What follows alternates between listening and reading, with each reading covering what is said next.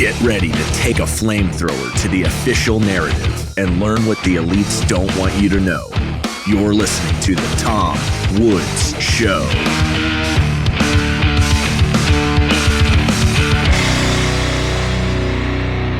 Hey everybody, Tom Woods here. It's episode 2658 of The Tom Woods Show, and I couldn't be happier to be speaking today to the great G. Edward Griffin, a gentleman whom I will introduce, but who, for my audience, almost certainly needs no introduction. He is accomplished in many ways. One of those ways he's best known for, of course, is his classic work over 30 years ago now. How about that, with the time going by? The Creature from Jekyll Island, about the Federal Reserve System. Astonishing that so many people read a book of that size on a topic like that. But it's a terrific book. It's sound economically, it's sound historically, it reads like a novel, it's everything you could ask for. But this poor guy has probably had to talk about the Federal Reserve more than any human being should ever have to.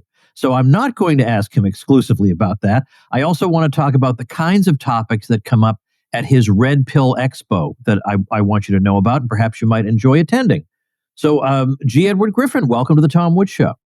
Well, thank you for inviting me, Tom. It's a pleasure to be here. Thank you. Well, I know I just got done saying, I know you talk about other things. It's like when Walter Williams used to come on, I would ask him sometimes about racial questions, and I would say, doesn't it bother you that you're a PhD economist and you can talk about all these topics, and yet every time you come on a radio show, everybody wants to talk to you about race? And he says, well, it is kind of annoying. So I don't want to just talk about the Fed, but you do have this book that took on, I don't know, you might even say like the status of a cult classic, and it is several decades out since you wrote it. Is there anything you would change about it or add to it, or anything that's or fresh insights that you have in light of what the Fed has done since the book was published? Boy, that's a good question. It's hard to say. The Federal Reserve System itself is such a vast topic. To really understand it, you have to explore practically all corners of the culture, all corners of the economy, all corners of psychology, of the whole thing. It's the whole enchilada in one thing, focusing on applying all this factual information to one thing, and that's the money supply. Well, that's a pretty important thing.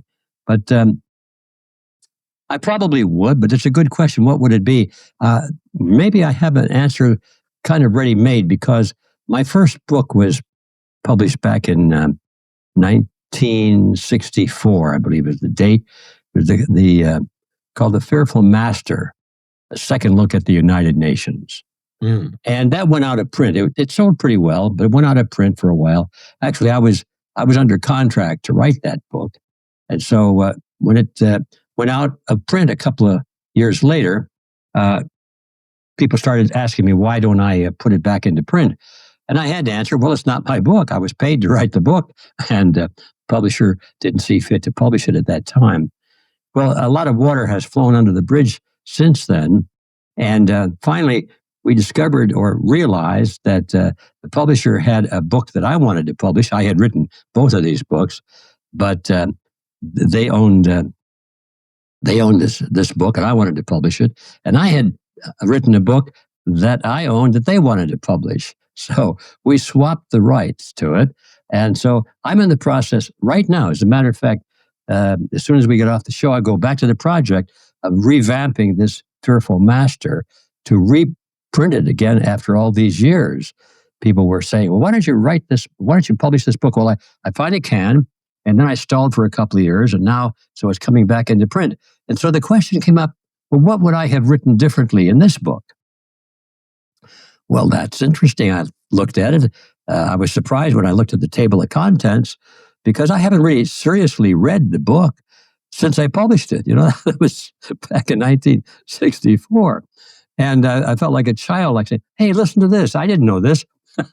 Oh, yeah, I've had the same experience with my book. It's like, hey, this is pretty well done. That's a very interesting thing I just learned. It's a great book. And I didn't know that. Of course, I did, but it was sort of way back in my memory.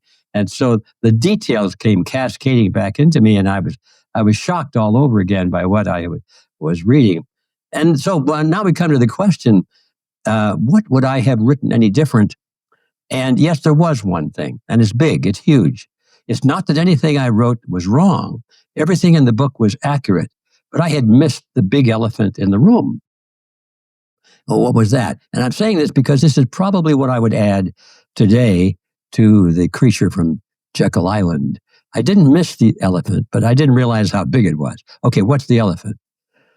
The elephant is that in our world today, we're born into a state of confusion about ideologies. We have names for different ideologies like capitalism and socialism, communism, fascism, Nazism, conservative, liberal, left-wing, right-wing, all these words that we throw around to try and identify, pathetically try to identify what that really represents in the way of a belief system.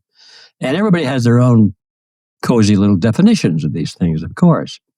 And it wasn't until much later, having written my first book, that I began to realize there was something going on in the world that I did not see back in the 1960s. And that is that we were using the wrong words. I discovered that all of these systems, everything that we don't like, all the totalitarian systems in the modern world, were all variants of the same thing. And that word is collectivism. And I found that word actually in some of the old books that now are about 200 years old or older. And the word collectivism and its constructive opposite, which is individualism, were used quite openly and abundantly in these old books, in some of the old documents that were like private papers and so forth. Everyone seemed to know what collectivism was and individualism, but somehow along about the time of World War I, and certainly by the time World War II was over, those words had been erased from the vocabulary of the entire world. And of course, being a suspicious nature as I am, I came to the conclusion that was probably on purpose, because if you understand those words, and they pretty well self-describe, unlike all the other words, individualism is an ideology based on the fact that the individual is the center of human society and everything. That's where the rights come from. That's where everything springs from. Creativity, productivity. It's the individual.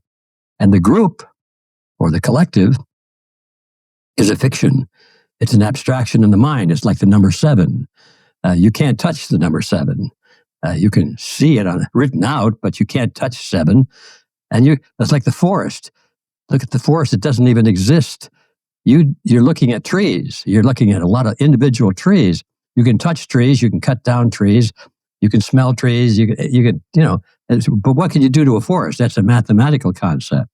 So once you realize that there's a difference in the substance behind these words, and it really has some meaning in terms of the ideology that's based upon those words, then you start looking around. And I discovered lately, not lately, but certainly since 1964, in the early 70s, I began to get wise to this because I was trying to figure out what communism was all about. I knew I didn't like it, but how come these people are attracted to communism?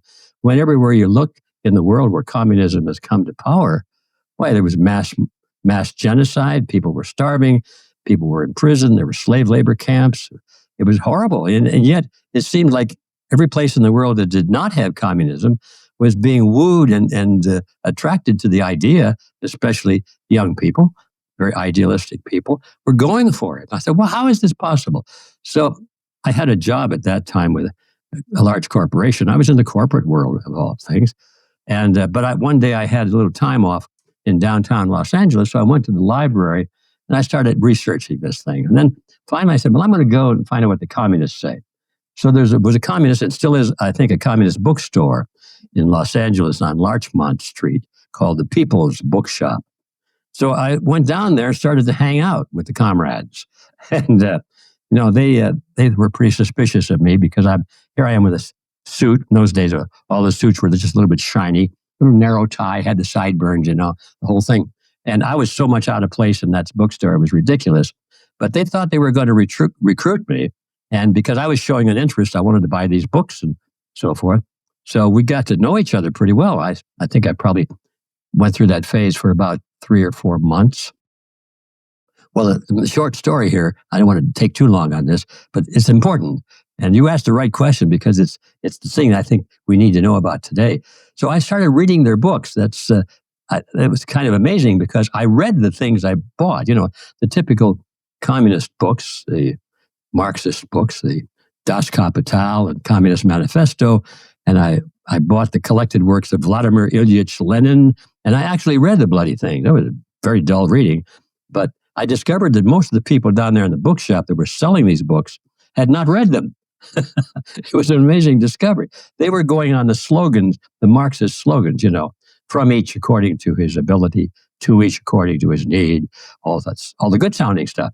We're against racism and war and exploitation, and we want to raise the quality of life for the working man and so forth. All these slogans, who's going to be against those things? So that's where the comrades were pretty much operating on slogan power.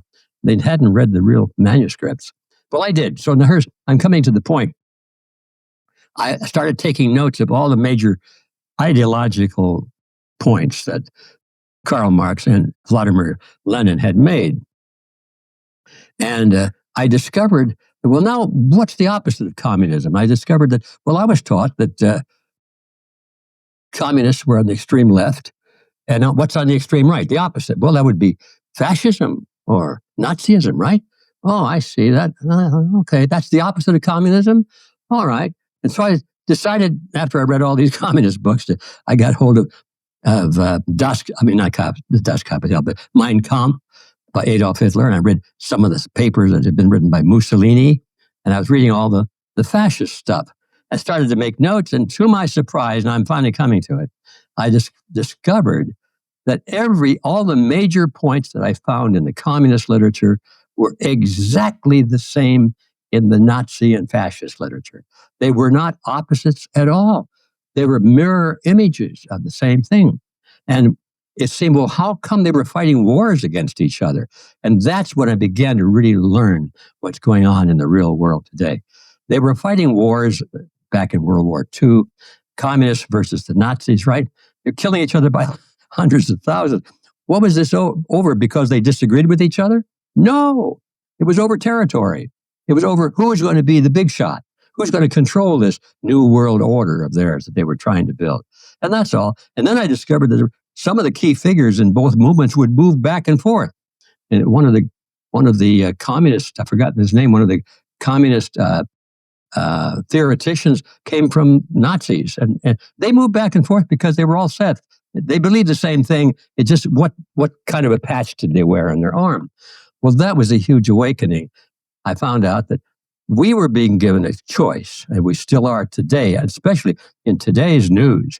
We're seeing things that we're saying, those bad communists. So it's not those communists, those Marxists. So they're destroying our cities. They want to destroy America and so forth. And who are the good guys now?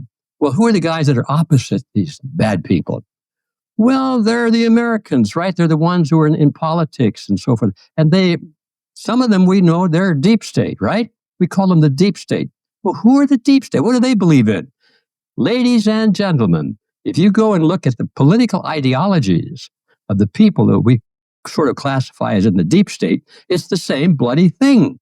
So we're being given a false choice because we got two groups that appear to be opposites because they fight each other, condemn each other, and they really rough it up like two professional wrestlers that are both owned by the same trainer and the same company. They go into the ring and they put on one heck of a fight, but they're buddies, right? And they have to put on a fight in order to attract the audience who wouldn't come unless they saw some real action. So the conflict is phony. The battle is real, but the real conflict and the ideology in communism versus Nazism versus socialism versus New Dealism or versus republicanism and democratism and left and right and all of these things are all the same except for one word, and that's individualism. And nobody knows what that word means. This is what I would write about today, and that's what I've written a little bit of that in the new introduction to the old book on the United Nations. And I think that's the missing piece of the puzzle, Tom. I'm pretty sure you understood this probably long before I did, but it took me a while to figure it out. But once I got the picture, it won't leave my mind. This Father's Day, my 5 daughters honored their dad, and 2 of them prepared the old man the most delicious steak dinner you've ever seen. Father's Day season or any time of year is a great time to treat dad or that special someone, even yourself, dear listener, to the unique gift of Omaha steaks. And stay tuned because I've got a discount for you. The Woods family's been enjoying Omaha steaks since at least 2010, and Omaha Steaks has been America's original butcher since 1917. And they've got more than just delicious steaks.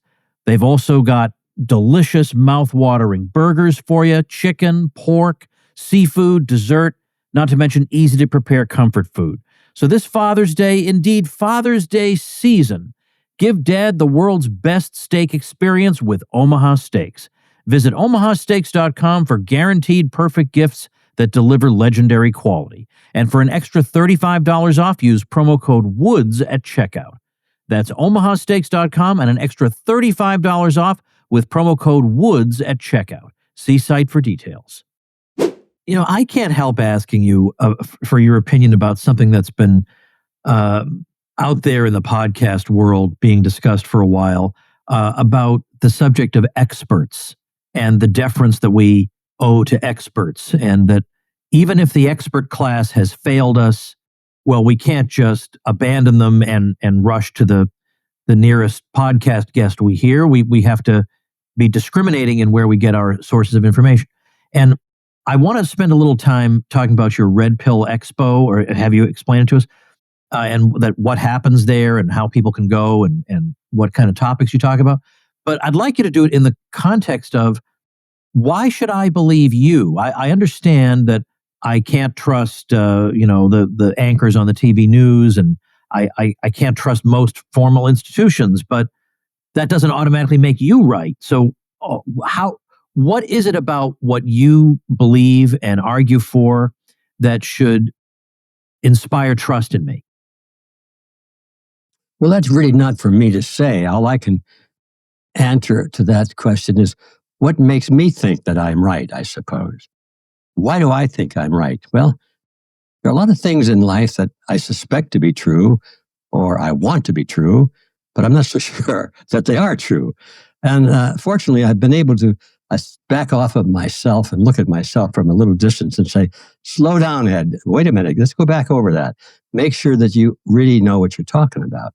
So the only thing that convinces me that I might be right, or am right, is if I've spent a considerable amount of study on the topic and have purposely challenged my own beliefs, which is not hard to do. Actually, it's kind of fun when you challenge your own beliefs.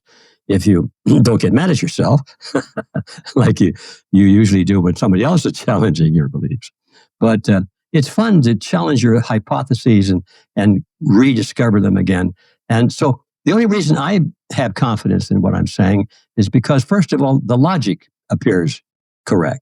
And then you start acquiring factual information to see if actual results and actual historical events and evidence, real evidence, tangible evidence, supports the conclusion. And even then, you have to keep your door unlocked, because I have had, let me put it this way. Almost all of the major belief systems that I have today, I did not have when I was a child or a young man. I've had to challenge and rediscover so many things. And it seems like the most important ones are the ones that I've had to change. Just for example, one of my first books was on cancer research and therapy, and it was all about a nutritional substance that's found in nature that I was convinced was nature's answer to controlling cancer. And I did my research. I literally studied under doctors who had all the professional training that I did not have. And I talked to the researchers and the doctors. I read their textbooks. I looked at the case histories. I talked to patients, and I read the literature from the pharmaceutical companies and so forth, looked at the side effects, and everything that I researched seemed to support the thesis that I was on the right track. And I was following the basic mantra of what called nature medicine. In other words, the body cures itself if you give it the right ingredients and the right conditions and the right environment. Meds don't cure your diseases. Your body produces what you need to cure the diseases. And so your task is to give the body the right gasoline so it can drive the engine. Sort of an oversimplification, but that was the general thesis. And everything I have come across ever since seems to further reinforce that position. But now, the reason I mention that is because before I started down that road, I thought that medicines, that if it came out of a test tube, it was probably better than nature because we had these brilliant scientists who produced the chemicals. I had no idea that all of them were toxic. They might mask a symptom and make you feel better for a moment, but all of a sudden you've got a new symptom for some new disease. I didn't see all of that. So I had to make a major change on that. And I had to go through that kind of thing numerous times. And one of the hardest things is to begin to question authority, because I went through the public schools like most people. And one of the things they teach in the public schools is to respect authority. Don't question. Don't make waves. Be a team player. Whatever the government says, you better believe it's best for you, and so forth. And that was ingrained into me, not directly, but indirectly by the literature that I was given to read and the examples we were studying and so forth. So back to my point, almost everything that I now believe was off limits early in my life. It was hard for me to even consider that they might be true. So now, I'm not sure where I departed from this. I think you asked me, what would I do to determine what is right and what is wrong? I think that's the system. And I think everybody should question authority or what people claim to be authority. And so anybody listening to anything I have said or read what I've written, I don't expect you to believe it on the basis of my authority, but on the basis of my research and my arguments, my logic. And if you can point out to me that I've made a mistake, I will be grateful, because I don't want to be mistaken. I'm not going to resist it, but I will examine your arguments just like I examine my own. And if everybody did that, I think this would be a wonderful world in which to live.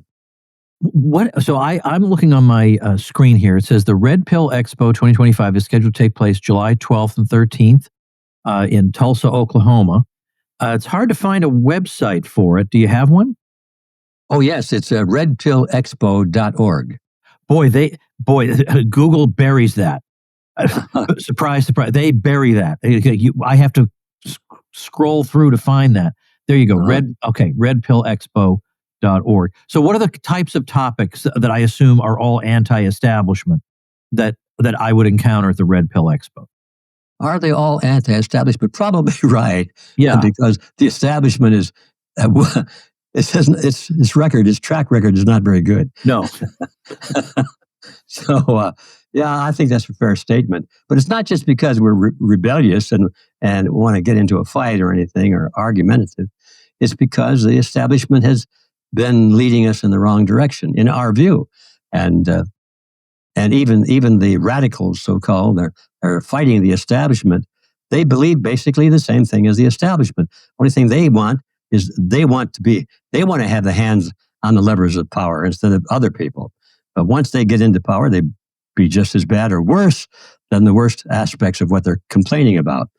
But because they have no principles other than collectivism, and we never got to that. But collectivism is the enemy of freedom, is the enemy of humanity. It's not the way humans are supposed to live.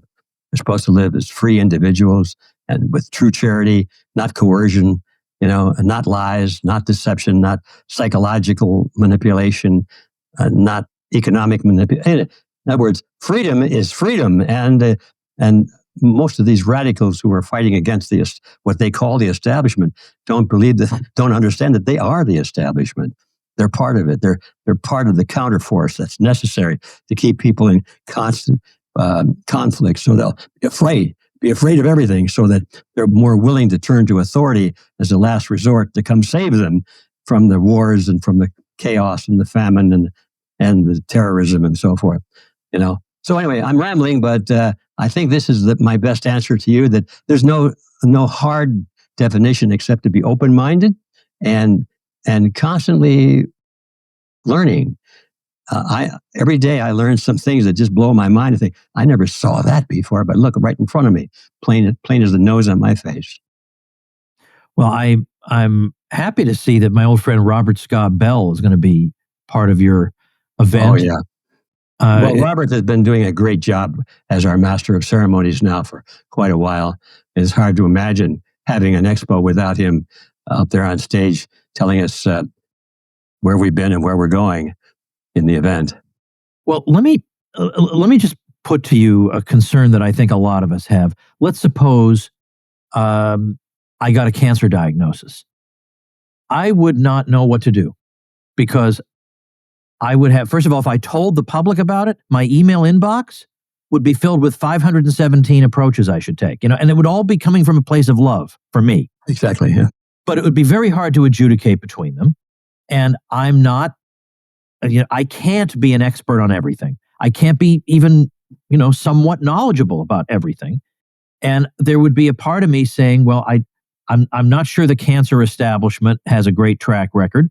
But on the other hand, maybe I wind up being taken in by a quack, and I would have been better off just going with the establishment. I don't know what I would do in that situation. Do you understand what I mean? That people, I know there are people out there who have dissident views on the subject of cancer, who may well be worth listening to, but I wouldn't know which one was the right one. And I would always be fearing that I've chosen the wrong one. And I think that feeling of fear is only going to undermine my health still further. So I wouldn't know what the next step should be. Well, that is the dilemma. And the establishment plays on that. That if they really make it so confusing, the very idea that there are so many different types of cancers is one of the things that I discovered was fallacious. Cancer is only one condition, and it may appear differently depending on what organs it's connected to. If you take a tissue sample from the brain or from the lung or from the liver or from the muscle, and they've all got cancer, and you look at it under the microscope, you say, oh, that's different kind of cancer. And it's not really, if you understand the principle that I and others advocate, and that cancer is a deficiency disease like scurvy or pellagra. In other words, cancer is not caused by something, it's caused by the lack of something. And that's a huge division of understanding of what cancer is. Once, if you see the evidence for that, and it's everywhere, if you understand that cancer is not something, not caused by a bug that needs some kind of a pharmaceutical poison to kill the bug, and then you'll be all well because it'll kill you too in the process. That's where everything goes wrong when you think about all diseases as being diseases of little creatures. We got to kill those creatures. That's the germ theory of medicine. Diseases are caused by germs. Well, the opposite idea, that they're caused by the environment. They're caused by toxic things or lack of something in your food or water or something. It's the lack of something. It's not the presence of something. So anyway, as a person, as you just described yourself, would be typical, has no idea of any of this anyway. And they would be like I was in the early days. I always thought there were two kinds of people. There were the lucky ones and the unlucky ones. The ones that were sick were unlucky. And I felt so lucky that I was in good health, I sure feel sorry for those sick people. I'll never be sick. That's my feeling. It was my feeling at that time. And then I thought, well, if I ever got sick, I'd just go get a good doctor and do what they tell me to do. So that is what we're raised on. And so as you described, potentially, if you knew that you had all of a sudden a case of clinical cancer, what would you do? Well, you turn to the authorities that you've been told are the ones that have the best answer. And of course, most people, not so much anymore, but still most people think that means an MD, a medical doctor. So that's what you would do. Now, if you have lived long enough and seen enough calamity in the world, you begin to question these authority figures, and you say, well, these oncologists, these medical doctors, have a terrible track record. I mean, they got all the wonderful equipment.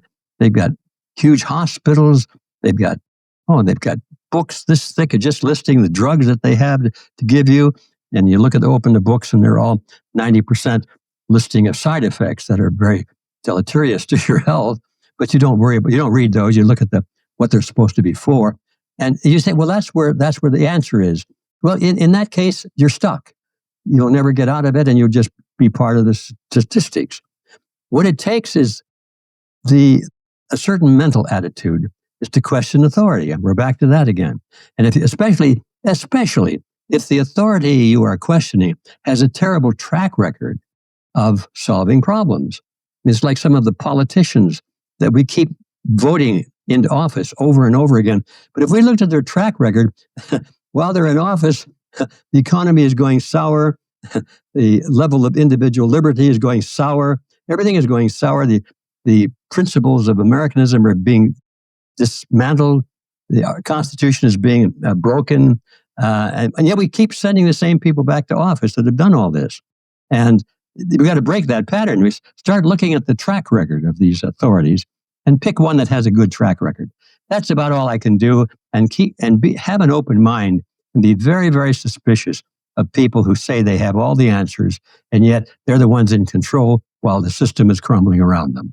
Hey, everybody, if you're worried about the value of your hard-earned savings getting eaten away by inflation, trade wars, or reckless Fed policy, and you have good reason to be, it's time to secure and grow your wealth in something they can't inflate away, and that's gold. But a lot of gold owners just buy gold and then let it sit there collecting dust, and then feel like they're missing out on the growth happening in other asset classes. Well, that's why I lease my gold with Monetary Metals. I can earn a 4% annual yield paid in gold every single month while still owning my ounces. Again, the yield you earn is paid in ounces of physical gold, which you get in addition to any price appreciation from gold during the year, which, as you know, continues to break all-time highs in 2025. So join me and thousands of happy clients who are earning a gold income every single month. This is a no-brainer for those looking to earn an honest return in honest money. The Fed can print dollars, they can't print gold. Now's the time for you to start growing your wealth in ounces. Go to monetary-metals.com/woods to learn more. That's monetary-metals.com/woods. That seems like a reasonable approach to take. Well, what about something like, I was telling you before we recorded that you're like a podcaster's dream, because I can ask you about anything and you've got something to say about it. So I don't want to, I've talked a little bit about the JFK assassination before, but that's an example of a historical topic where, obviously a lot of competing theories have existed side by side. And as with many events like that, there is no smoking gun, one single document that you can point to and say, this definitively proves that I'm right or somebody else is right. You have to base your conclusion on a series of inferences, a series of small pieces of evidence here and there that, when combined, seem to tell a story. Now, you've done that for a number of historical episodes, and that's not an easy thing to do. And I mean, you have to start by getting a grounding in the subject. I mean, there are documents, there are competing secondary sources. So let's take, for example, something like the JFK assassination. How would you suggest that an ordinary citizen who'd like to get to the truth of the matter, how should he situate himself in that issue in order to come out with the right answer? Well, that's another good question. I guess the answer depends somewhat on my mood, because there probably is no one single solution to that, except to repeat what I've said before, is question authority, because the authority is usually on the wrong side of truth in this world. And that, I hate to say it, it makes me sound like I'm some kind of a disgruntled old pessimist. Well, I'm not. I might be old, I might be disgruntled now and then, but I'm not a pessimist. I consider myself to be a realist. I'm not an optimist either, but I think I'm a realist. And when you look around and you see a government, for example, the ultimate authority in these things, the record shows that the people who are elected to office have a higher percent of criminal records than people who are not elected to office. Now, that's not surprising, is it? Because governments, like any institution that has a lot of money and a lot of influence and power, are magnets to the predator class. All the suede shoe con artists in the world would just love to have government jobs where they can tell people what to do and put other people into prison. And they're the crooks that are drawn to that kind of work. And so it should be no surprise that we have a higher percentage of crooks in government than we have out of government. And it's the statistics. But this is logical, too, when you think about the nature of these things. And so the first thing I would do is question the authority and start there. Now, that's just a start. Okay, you're questioning authority. That just doesn't mean you ignore it. Doesn't mean you automatically reject it. It means that you look at it with an open eye that I wonder if there's a hidden agenda here. Could it be that somebody is not interested in my best interest? Are they using me to fatten their pockets or to accomplish some other objective? It's possible. Let's take a look at it. So that's would be to be open-minded about it, but not ready to jump to conclusions. And then if you have a certain curiosity, if you're a puzzle guy like I am, I'm always attracted to puzzles. If I see a new puzzle, I'm going to see if I can figure it out. If you have that mental problem that I do, why then you just look at this as a puzzle, and it's fun in a way. You say, "Oh, golly, I didn't know that. Wait till I tell my wife about this." You know, she's been putting this stuff on her hair all these years and wondering why the hair is falling out. I just found out why, you know, and so forth. Things like that it's an interesting path to walk through life, looking for new information. So I think part of the answer is that you should make sure that your view of research or getting new information is pleasant and not some painful operation to go through. You have to really enjoy it, otherwise you're not going to do it. To me, reading textbooks in school was a horrible experience. They were boring. I didn't want to read them. When I got out of school and began to really read history books that were not selected by the government to brainwash me, history books that really told history the way it were, all of a sudden I became very interested in history. And I haven't gotten over that yet. I love history books that are written the right way. So I guess what I'm trying to say is, first of all, you have to look at research as not a painful punishment for something, but as an interesting and pleasant experience. And to me, and I think to most people, I think would agree, that getting new information and learning things is highly pleasurable. It's one of the best pleasures of living. It's the kind of a pleasure that doesn't go away. You can drink something that tastes very good. That's a great pleasure, but it's gone in about a minute or two. But when you learn something that really affects your life and makes your life more pleasant, more interesting, and it opens your eyes to the wonderment of the universe, you say, "Oh, I understand a little bit more." That's a very pleasurable experience. So I would say that's an important part of this. If you don't have that, you're probably not going to stick with the task of getting the information. Now we get to the hard part. How do you know who is right and who is wrong? You don't know. And I have said this before, and I'll say it again. If anybody reads my stuff, and I hope they do, I want you to question that. I want you to go and look at those footnotes. If I say that somebody said this, and I quote it in the book, you go get the original document, and you'll find that is exactly what they said, and it's not taken out of context. And if I have some information that I came across that is counter to my position, counter to my argument, chances are I will put that into the book also, so that you see that there is, in some cases, a gray area. It's not always black and white. Sometimes there's a little gray area in there too. You have to be aware of that. So I don't know. I'm probably probing too hard for the quick answer to your question, but I don't think there's any one thing. It's an attitude. You have to know that in this world, we're individuals. We're not collectives. We're back to that again. And that means that we are responsible, individually responsible for our own health. So even though we'll go to a doctor, we'll go to a regular doctor, we'll go to a naturopath, maybe we'll go to, if you want to, go to somebody that says they're a spiritual doctor. I don't know. I've never done that myself, but I probably should. But try things, experiment, see what feels right to you. But always, always carry that big question mark around and never let go of it, because you need to learn even when you think you know the answer. Well, let me ask you one more thing. Are there particular people, like a handful of them you can name for us, whose either books or ideas you would say in particular really helped you to understand the world better? Wow. Who are your big influences?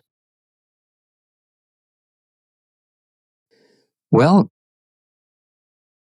let's see. I had back in the early day when I was really, really cutting ice on all of this, I had certain books that I recommended to everybody. And as my kids were growing up, I insisted that they read them. So let's start with that. If I can remember the books, there weren't many. Economics in One Lesson was one. I never believed that you could take all of economics and reduce it down into one lesson. That's absurd. But by the time I got to page 7, by golly, there was the lesson. And I thought about it. That's the lesson. Yeah. And just for the sake of your viewers that may not have read Economics in One Lesson by Henry Hazlitt, I think it was, the author.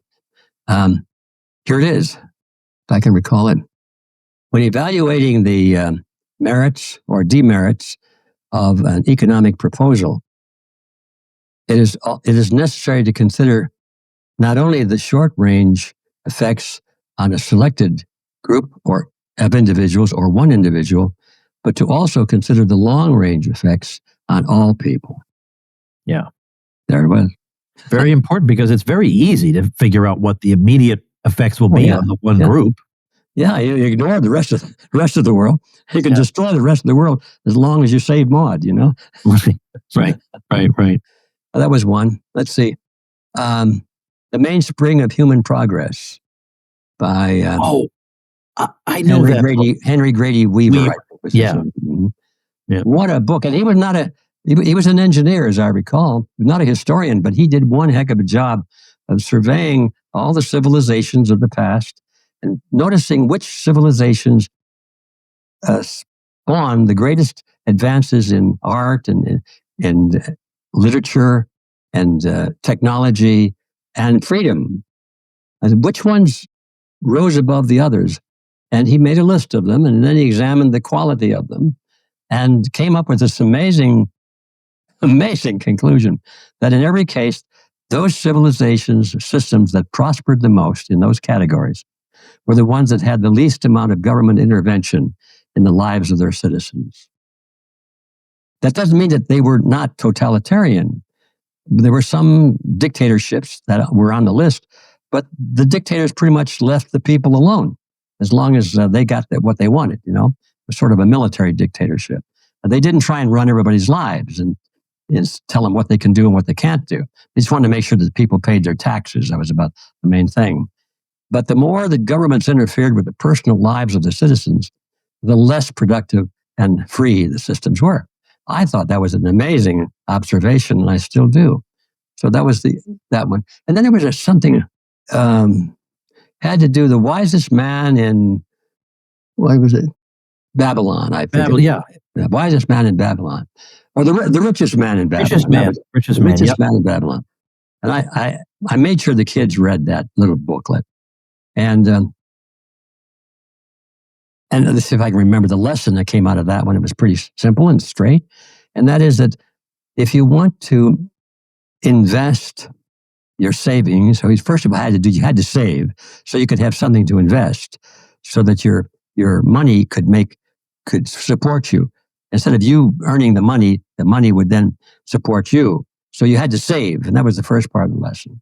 Another part is that once you have saved it and you want to invest it to make money for you, or so that you don't have to work like a fiend all of your life, you have to give it to somebody to make your money work for you. And that was the lesson, which is give it to the person who has already demonstrated expertise in the area that they will be using the money.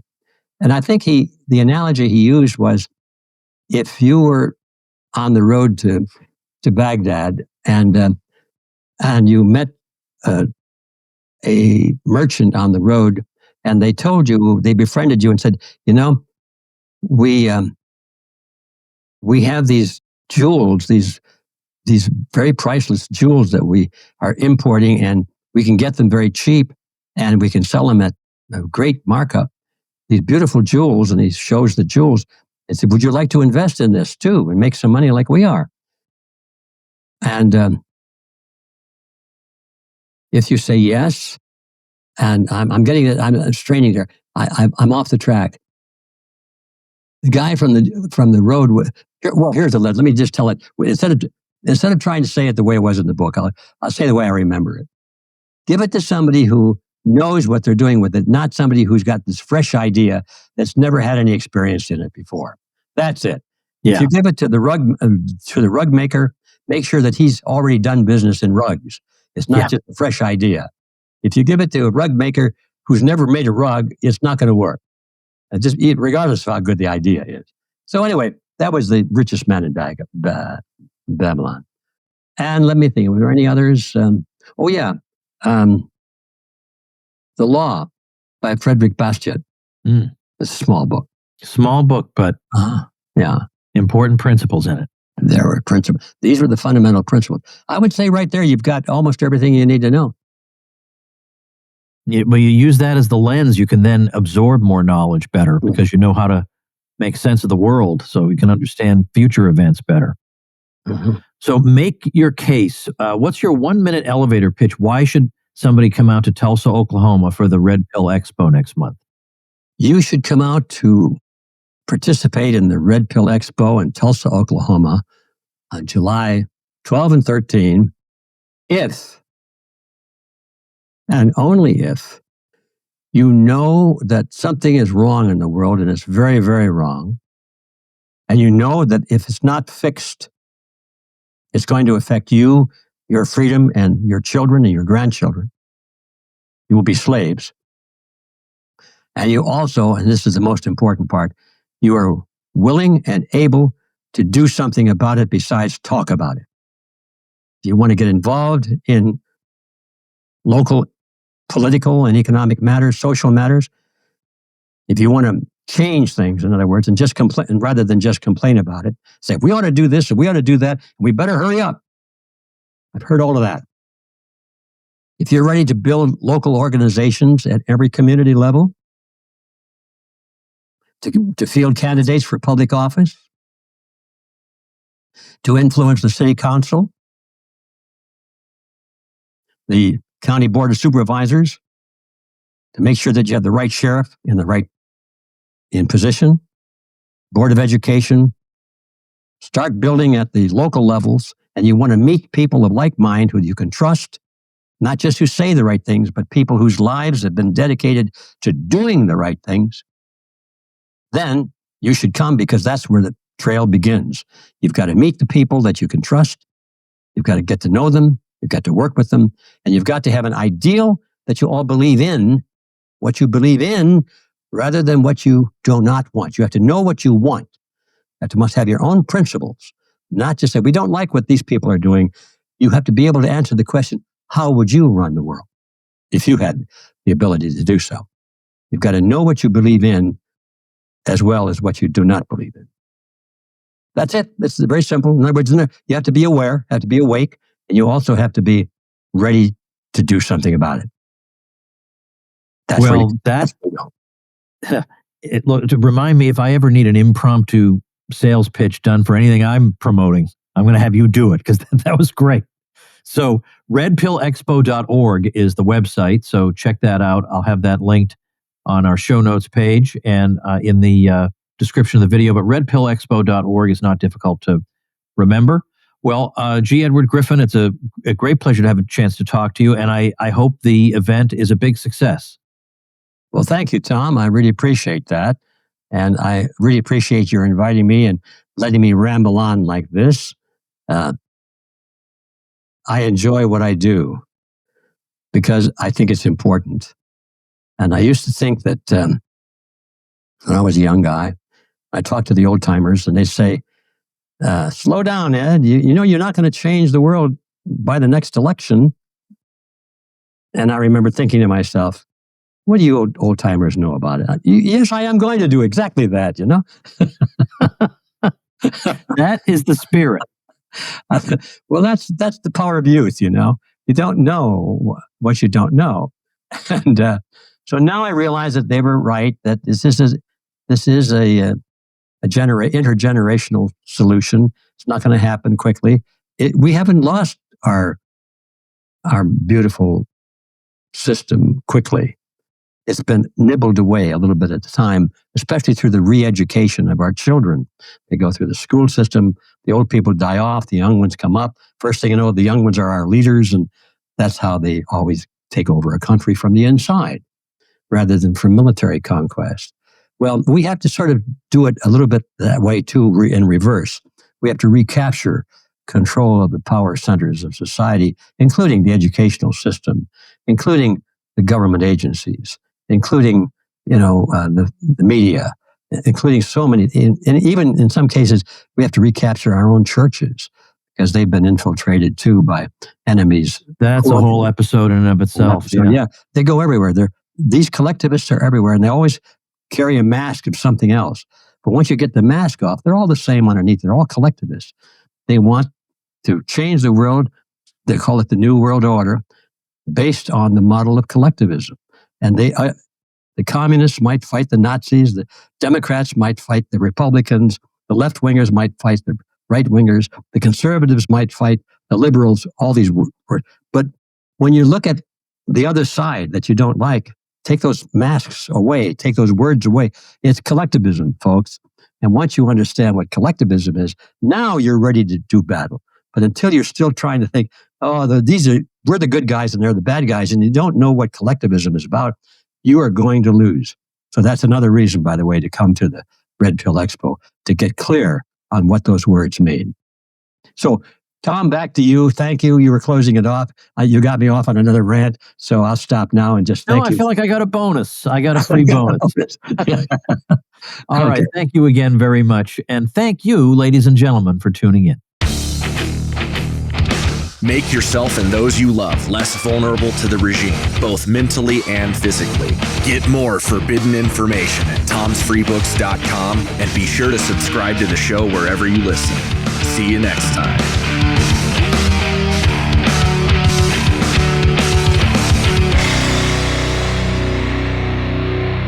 Like the sound of The Tom Woods Show? My audio production is provided by Podsworth Media. Check them out at podsworth.com.